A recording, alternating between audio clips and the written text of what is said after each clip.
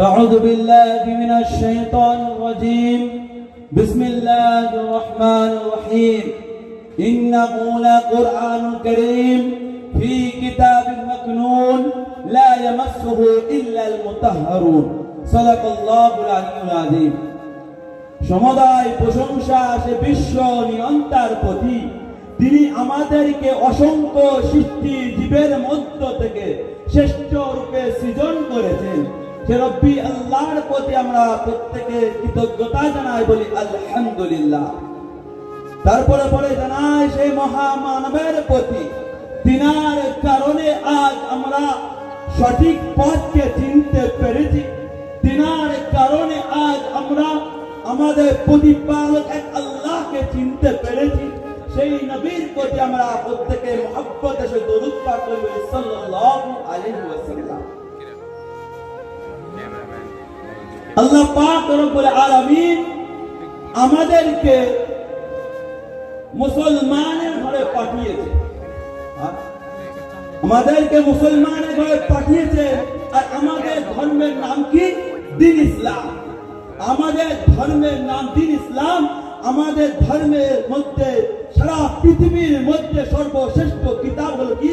আল কোরআন, কুরআনুল মাজিদ, কুরআনুল হাকিম। কুরআনে অনেক নাম আছে। এই কুরআন হলো সারা বিশ্বের মধ্যে সর্বশ্রেষ্ঠ কিতাব। অনুসারী বেধর্মী ভাই কি প্রশ্ন করে, আপনাদের ধর্মের কিতাব সর্বশ্রেষ্ঠ কিতাব বলে পরিচয় কেন দিচ্ছ? আমি বলতে চাই তাদেরকে, সেই বেধর্মী ভাইদেরকে, আমার ধর্মের কিতাব এই জন্য বলছি, সারা বিশ্বে যত লেখক আছে তার বই পুস্তক লেখার পরে বলে আমার কিতাবের মধ্যে, আমার বইয়ের মধ্যে কোনো ভুল থাকলে আমাকে বলবেন, আমি সংশোধন করে নিব। আমার আল্লাহ জুল জালাল তিনি কোরআন কারীমকে পাঠিয়েছেন দুনিয়ার বুকে ফেরেশতা জিবরাইল আলাইহিস সালাতু ওয়াস সালাম মারফতে রাসূলুল্লাহর কাছে। এই কোরআনের মধ্যে আমার আল্লাহ পাক প্রথমেই বলে দিয়েছেন যালিকাল কিতাবু লা রাইবা ফি, আমার এই কিতাবের মধ্যে সুন্দর কোনো অবকাশ নাই। কে বললেন? আমার আল্লাহ। এই এমন একটি কালাম তার মধ্যে কোনো সন্দেহ নাই। আর দুনিয়া যে লেখক আছে তারা বলে ভুল আছে। এই কোন দুনিয়ার কোন লেখক, কোন কবি গ্যারান্টি সহ বলতে পারবে না আমার এই বইটা আজীবন থাকবে। কিন্তু আমার আল্লাহ পাক বলছেন ইন্নাহু নাহনু নাযালনা যিকরা ওয়া ইন্না লাহু হাফিজুন। আমার এই কোরআন আল্লাহ পাক যে আসমান বানিয়েছেন, জমিন বানিয়েছেন, সারা পৃথিবীকে বানিয়েছেন, সে আল্লাহ স্বয়ং নিজেই বলছেন আমি নিজেই দায়িত্ব নিয়েছি কোরআনকে হিফাজত করার। কে বললেন? আমার আল্লাহ নিজেই বলতেন আমি হিফাজত করব। যে আল্লাহ আমাদেরকে সৃষ্টি করেছে, সারা জগৎকে সৃষ্টি। আমার একটি পরিচয় আছে। কেউ যদি আমাকে জিজ্ঞাসা করে তোমার পরিচয় কি, এখন আমি কি বলবো? আমার গ্রাম গাঙ্গুরিয়া, আমার নাম হয় ইসমাইলের পুত্র মোহাম্মদ আজহারউদ্দিন। কোরআনকে আমাদের ধর্মের কোন বেধর্মী ভাই প্রশ্ন করে, ও মুসলমান ভাই তোমাদের ধর্মের কিতাব, তোমাদের ধর্মের কিতাবের পরিচয় দাও তো। কি বলবে? আল্লাহর কোরআন, কোরআনকে যদি প্রশ্ন করা হোক, এ কোরআন তুমি বলো তোমার পরিচয় সম্পর্কে। কোরআন বলছে ইন্নাহু লাকুরআনুল কারীম, আমি হলাম মর্যাদাশীল কোরআন ফি কিতাবিন মাকনুন। আল্লাহ পাক আমাকে লোহে মাহফুজের মধ্যে সংরক্ষিত করে রেখেছে। লা ইয়ামাসসুহু ইল্লাল মুতাহহারুন, আমাকে কে বিনা পবিত্রতা স্পর্শ করতে পারবে না। তাহলে আপনারা কোরআনকে প্রশ্ন করা যাক, এ কোরআন তুমি বলো আমি তাহলে পবিত্র কিভাবে অর্জন করব? আল্লাহর কোরআনই বলছেন ইয়া আইয়ুহাল্লাযীনা আমানু, হে ঈমানদার ব্যক্তিগণ। ঈমানদার কারা? আমরা যারা আল্লাহর প্রতি মানি। আল্লাহ পাক আমাদেরকে বলছেন ইযা কুনতুম ইলা সলাতি, যখন তোমরা নামাজের জন্য প্রস্তুতি নেবে, ফাগসিলু উজুহাকুম, সর্বপ্রথমে তোমার মুখমণ্ডলকে ধৌত করে নাও। ওয়া আইদিয়াকুম ইলাল মারাফিক, তারপরে তোমার দুই হাত কোমর পর্যন্ত দ্রুত করে নাও। তারপর আল্লাহ পাক পবিত্র প্রতিভা অর্জন করতে শিখাচ্ছেন ওয়ামসাহু বিরুসিকুম, এবং মাথা চার ভাগে এক ভাগ মুসাহ করে নাও। ও আইজুলাকুম ইলাল মারাফিক, এবং দুই পায়ে গিটের উপর পর্যন্ত দ্রুত করে নাও। আল্লাহ পাক কোরআন শিখিয়ে কিভাবে পবিত্র অর্জন করতে হবে। যে কোরআন, কে প্রশ্ন করে কোরআন আমি তো পবিত্র অর্জন কিভাবে করতে হয় আমি শিখে গেলাম, এবং কোরআনকে আমি খুলবো, কি বলে খুলব? কোরআন বলছেন ফাইযা ক্রাআতাল কুরআনা ফাস্তাইয বিল্লাহি মিনাশ শাইতানির রাজীম। কোরআন বলছে যখন তুমি কোরআন পড়ার জন্য কোরআনকে খুলবে, সর্বপ্রথম বিতাড়িত শয়তানকে পানা সাহায্যের জন্য আল্লাহকে সাহায্য চেয়ে নেবে। কোরআন কিভাবে, কোরআন কি করে কোরআনকে খুলতে হয় আমি শিখে গেলাম। এই কোরআন তুমি বলো আমি কোরআন কি করে শুরু করব? কোরআন তবু বলছে ইন্নাহু মিন সুলাইমানা ওয়া ইন্নাহু বিসমিল্লাহির রহমানির রহিম।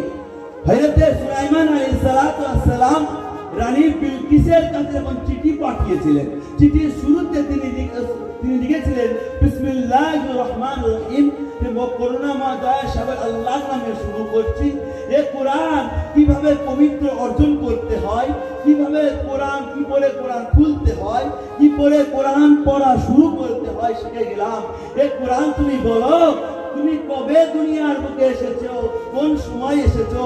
কোরআন বলছে শাহরু রমাদান আল্লাযী উনজিলা ফীহিল কোরআন। আল্লাহ পাক আমাকে দুনিয়ার বুকে রমজান মাসে পাঠিয়েছে। হে কোরআন তুমি বলো রমজানে তুমি অবতীর্ণ হয়েছিলে কোন সময়?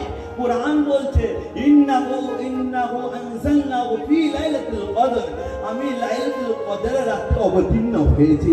হে কোরআন তুমি বলো লাইলাতুল কদর একটা কিসের রাত? কোরআনই উত্তর দিচ্ছে লাইলাতুল কদর খায়রুম মিন আলফি শাহর। লাইলাতুল কদর হলো হাজার রাত থেকে উত্তম রাত। দুনিয়ার অনেক কবি আছে,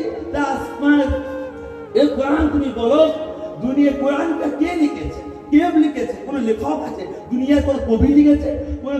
কোন লেখক লিখেছে? কোরআন নিজে উত্তর দিচ্ছে তানজিলুম মির রাব্বিল আলামিন, আমি স্বয়ং আল্লাহর তরফ থেকে এসেছি। কি বললো কোরআন? আমি আল্লাহর তরফ থেকে অবতীর্ণ হয়েছি। এই কোরআন তুমি কার মারফতে দুনিয়ার বুকে এসেছো? কোরআন বলছে তানজিলু রূহুল আমিন, আমি রূহুল আমিন অর্থাৎ জিবরাইল আলাইহিস সালাতু ওয়াস সালামের মারফতে দুনিয়ার বুকে আমি এসেছি। এই কোরআন তুমি কার উপর অবতীর্ণ হয়েছিল? কোরআন বলছে আমি তো মুহাম্মাদুর তানজিলু মির রাব্বিল আলামিন, আমি মুহাম্মদ রাসূলুল্লাহ সাল্লাল্লাহু আলাইহি ওয়াসাল্লাম অবতীর্ণ হয়েছি। মুহাম্মদটা কে? কোরআন বলছে মুহাম্মাদুর রাসূলুল্লাহ, মুহাম্মদ হলো আল্লাহর প্রিয় রাসূল। এই কোরআনটা রাসূলুল্লাহর কাছে পৌঁছে কার মারফতে? জিবরাইল আলাইহিস সালাতু ওয়াস সালামের মারফতে। এই কোরআন আমাদের রাসূলুল্লাহর মারফতে দুনিয়ার বুকে রাসূলুল্লাহ দ্বীনকে প্রচার করেছেন। আমার রাসূলুল্লাহ দ্বীন প্রচার করার জন্য তায়েফের ময়দানে গেলেন। তায়েফের দুষ্টু ছেলেরা আমার রাসূলুল্লাহকে পাগল বলতে লাগলো। কি বলতে? পাগল। আর এত মার মেরেছিল আমার রাসূলুল্লাহকে, পুরো শরীরটা কত বিখ্যাত হয়ে গেছিল। সে রাসূলুল্লাহ তার কোনো নিজের পায়ে ক্ষমতা ছিল না, নিজের পায়ে ঘুরে হেঁটে যাবে, উঠছেন পড়ে যাচ্ছে। কাফের মেদিনদের মনে একটু দয়াও আসলো না, একটু মায়াও আসলো না। আমার রাসূলুল্লাহকে গালি দিতে শুরু করলো, ইকবাল ছুড়ে মার। সাথে খাদিম যায়েদ বিন হারিস রাদিয়াল্লাহু তাআলা আনহু রাসূলুল্লাহকে নিয়ে গাছের তলায় বসালেন। গাছের তলায় বসে নিজের পাখি খুলে রাসূলুল্লাহ রক্ত মুবারককে মুছে দিচ্ছেন। এমন তো সময় আল্লাহর মালায়েকা ফেরেশতা দুনিয়ার রাসূলুল্লাহর কাছে আসলো। রাসূলুল্লাহকে সালাম, আসসালামু আলাইকা ইয়া রাসূলুল্লাহ, আপনি একবার আদেশ দিন উহুদ পাহাড়কে তুলে এনে আমি তায়েফবাসীকে ধ্বংস করে দিই। আমার রাসূল বলেছেন, সেই সময় বলেছিলেন আল্লাহ পাক আমাকে দুনিয়ার বুকে বদদুয়া করার জন্য পাঠাননি, আমাকে পাঠিয়েছেন মানুষের রক্ত কল্যাণের জন্য পাঠিয়েছেন। রাসূলুল্লাহ রক্ত ভিজা দুহাত আল্লাহ উত্তোলন করে বলতে লাগলেন, হে রব্বুল আলামিন, আল্লাহ আমার উম্মত আমাকে চিনতে পারেনি, আমার আঘাত করেছে, আমার ওই আঘাতের কারণে আপনি তাদের উপর আঘাত দেবেন না। ইয়া ঈমান আনিনি, তাই কি এর সন্তানরা তো ঈমান আনবে। আমার রাসূলুল্লাহ দুনিয়ার লোকে উম্মতের ফিকির করেছিলেন কলমা আমার উম্মতরা গুনাহগার না হয়ে যায়। উহুদের ময়দানে আমার রাসূলুল্লাহর দান্দার মুবারক মধ্যে শহীদ হয়ে গেছে উম্মতের ফিকিরে। আমার কাল মাহশরের মাঠে রাসূলুল্লাহ আমাদের জন্য চিন্তা করবে। এখন সূর্য মাথার উপরে থাকবে, সবাই নিজের ঘামে হাবুডুবু খাবে, পেরেশান থাকবে, আমার কি হবে? প্রত্যেক নবী বলবে নফসি নফসি, আমার কি হবে? এমন একটি আওয়াজ আসবে, ইয়া হাবলি উম্মতি, ইয়া হাবলি উম্মতি, আমার কি হবে? আমার উম্মতের কি হবে? সেই সময় নিজের সন্তানের কথা চিন্তা করবেন না, নিজের বিবিদের কথা চিন্তা করবেন না, শুধু উম্মতের ফিকির থাকবে। সে রাসূলুল্লাহ প্রতি, সে আখিরি নবী উম্মত হতে পেরেছি, সেই নবীর প্রতি আমরা আল্লাহর কাছে সেই রসুলের নবী উম্মত হতে পেরেছি বলে আখিরি নবী উম্মত হয়েছে, আল্লাহর কাছে শুকরিয়া আদায় করব। হ্যাঁ, কারো সৌভাগ্য হয় না যে আখিরি নবী উম্মত হয়েছে। আল্লাহ রসুল বলছে আমি হলাম শেষ নবী, আমার কোনো নবী আসবে না, তোমরা হলো শেষ উম্মত, আর তোমাদের কোনো উম্মত আসবে। يوم بكرة شيء واقعي طبعا الحمد لله.